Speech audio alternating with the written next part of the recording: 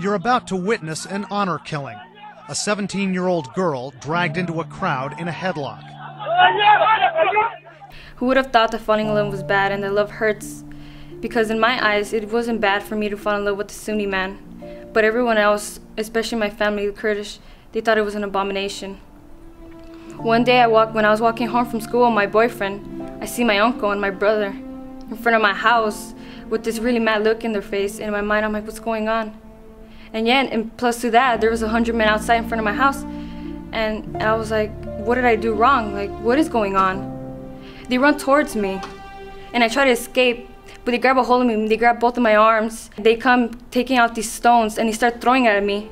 I try to block it away in my hands, but it's impossible because they're too heavy. And this is everyone's laughing at me, and I cry for help to the police, to the women, to everyone who's there, but no one is helping me out. Uniformed men, apparently security forces, look on and do nothing. Plenty of other men around to stop it. Instead, many capture it on cell phone video. Partially clothed, Dua Khalil is kicked and stoned to death. A top official in northern Iraq's Nineveh province, where this occurred last month, tells CNN Dua had been seen with a Sunni Muslim man. She had not married him or converted, this official said, but her attackers believed she had. Dua's family belongs to the Yazidi sect. It draws on the beliefs of religions like Christianity, Islam, and Judaism, and does not approve of mixing with people outside the faith. They don't help me out at all. They take their cell phones out, they start recording me like I'm such an animal. And in an instant, when I'm bleeding and it just won't stop, it's just dripping down on the floor all over my face. And then sooner or later, I pass away. 10-year-old Joanna Ramos is being remembered by her friends and family tonight as investigators try to sort out exactly what happened. My name is Joanna Ramos, and I'm a 5th grader.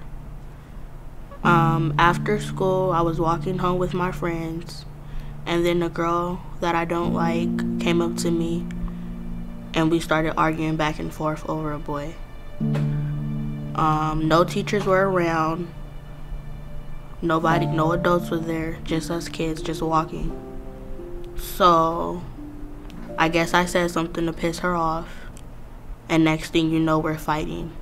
As we began investigating, we learned that the decedent, an 11-year-old female student at Willard Elementary, had been involved in a physical altercation with a classmate.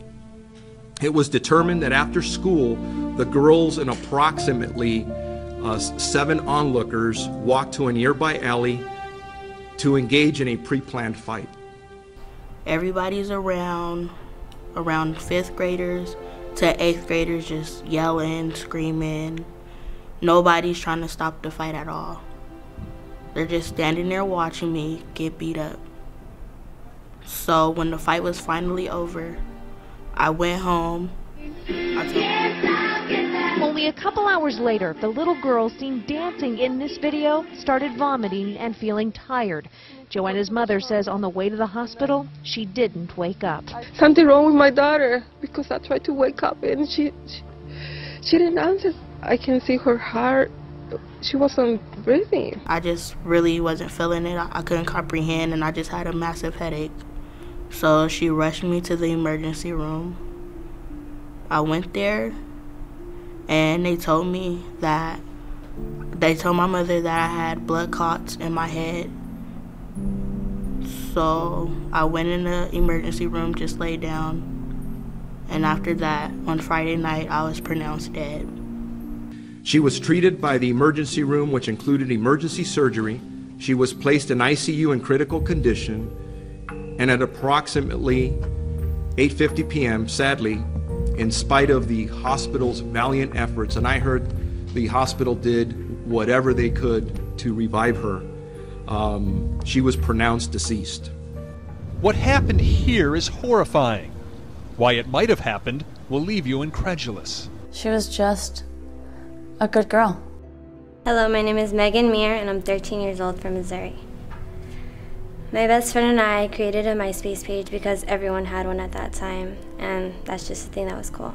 My mom allowed me to make one, and I met this really cute boy named Josh Evans. Megan's mother and father allowed her to set up a MySpace account under their supervision, and said their 13-year-old swooned when she got her first affectionate note ever from a boy named Josh Evans. I trusted him with most of my life, and he knew I was insecure about myself, my weight, and my emotions were a mess because I was struggling with depression since I was in 4th grade. Josh made me feel like no one else has made me feel. He showed me that I was actually special to this world. And one day, when I ran home to go talk to him, he had messaged me telling me he couldn't be my friend. And I didn't understand why. It was a whirlwind. It was Josh saying horrible things to Megan, Megan saying things back to him. Nasty messages from a boy who just a day before meant everything to this lonely girl. One in particular cut deep. The world would be a better off place without you and have a shitty rest of your life. Megan was distraught beyond words. None of my friends really stood up for me at this point in my life when they were seeing that the posts, and I mean everyone saw it, it was public. All my friends from school, family that I had on there, anything, they never said anything to help. And I guess just all the negative comments, and it all got to my head. This is the part I'll never forgive myself for, because she was looking for me to help calm her down like I normally always did and be there for her. And I was heartbroken, tired of hearing all these negative comments and not believing in myself. I was sad. I was fed up, angry, distressed, and everything. I guess I couldn't take it and no one understood me, so I went to my room and I decided the best way out is to leave this world. It was too quiet for too long in that upstairs bedroom. Tina left, walked upstairs. I didn't really pay much attention to it, and then I just heard a blood-curdling scream. I just saw her hanging from her closet.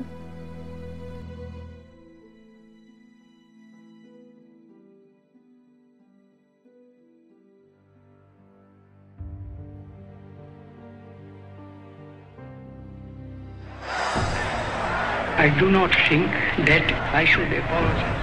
Truth is never illustrated through the use of violence. This is one of the guiding principles that sits at the core of the illuminated thinking created by the man known to the world as Mahatma, the great soul, moral and spiritual teacher, founding father of India.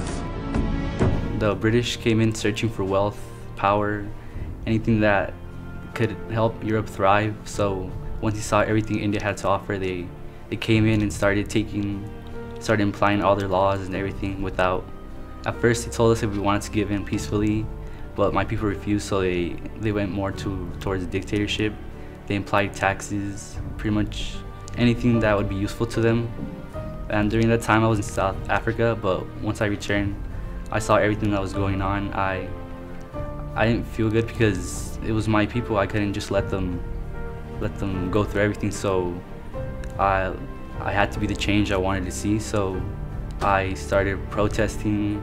I went on hunger strikes. A couple times I was in prison and beaten, but I never gave in to the British. On the 11th of September 1906, Gandhi publicly proclaimed his philosophy for the first time. Public support was virtually universal. One must never oppose arrest. One must never oppose the law. One must never respond to violence with violence. But one must strive to affirm vigorously the will of the people and uphold religious freedom. Because of my actions and all the effort I put in, the British left, and once again India was independent and was able to pretty much rule over itself, and its people had what they wanted. As Gandhi saw it, physical force is only used by weak people. Real strength resides in a person's capacity to express their ideals.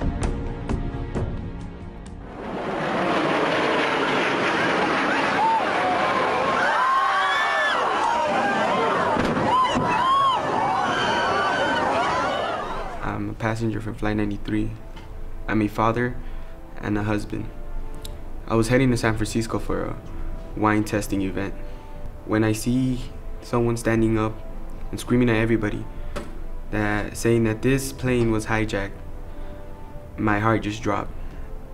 and I was honestly scared. Hi, the captain. I would like to order the remain seated. We are all aboard and we are going to back to the airport and we have our demand, so please remain quiet. Okay, it's United 93 calling. United 93, understand, have a bomb on board, go ahead. Executive 956, did you understand that transmission? Affirmative, he said there was a bomb on board. And that was all you got out of it also? Affirmative. I call my wife. She picks up and says, "What's going on?" I tell her I'm gonna be fine. And she knows I'm not. She knows that bad things are gonna happen. I tell her that I hope her the best in life. I really, really want the best for her and my children. I told her to pass my son and my daughter, and they can hear me. I was crying at that moment because I knew that was the last time I was going to hear their voices. I tell them that I love them with all my heart, that they mean so much to me. Wherever I go, they're always going to be with me, such as my wife. They started crying, and I said I have to go. United 93, do you still hear Cleveland? United 93, United 903, do you hear Cleveland? United 93, United 93, Cleveland. United 93, United 93, do you hear Cleveland Center? I got up and I ran as much as I can and tackled the pilot. I was thinking the last memories I had with my kids. I closed my eyes and the plane crashed down.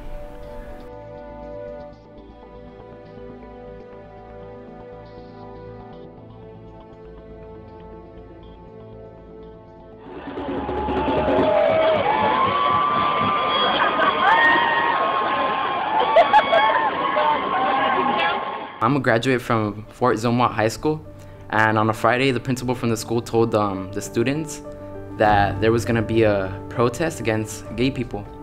Specifically, it was gonna be the Westboro Baptist Church going, and my friends told me about that. And personally, it hurt me just to hear that a church was gonna go and protest against gay people. Like, that's just wrong. Known for targeting homosexuals and protesting at military funerals, the church recently set its sights on Fort Zumwalt East in St. Peters. Superintendent of the Fort Zumwalt School District, Bernard Dubray, says the administration found out Thursday and quickly informed the students. I knew I had to do something about it, so I made a Facebook page. The Facebook page consisted of around 350 people. They were all community members, several students from the high school, and several graduates. We talked about what we could do about it, and we knew we had to do something better than what they were doing. We had to be better than them. So we decided on making a peaceful protest, a counter-protest, against the Westboro Baptist Church. In just 3 days, students and alumni organized a counter-protest via social media. Fort Zumwalt South graduate Ryan Blubaugh formed a Facebook group of over 350 people. It was perfect. Everybody joined. Everyone was like, let's do this. It's going to be a good cause. As you can see behind me, hundreds of students have lined up to support Fort Zumwalt East. Even several Lindenwood students attended. And I'm really glad to see the community come out, you know, everybody that I went to high school with and all the current students and everybody from St. Peters. The Westboro Baptist Church left, and there was no arguments, there was nothing. It all went well, and well, my mission was accomplished. I made a change. Even though it was a small change, it was big for many people.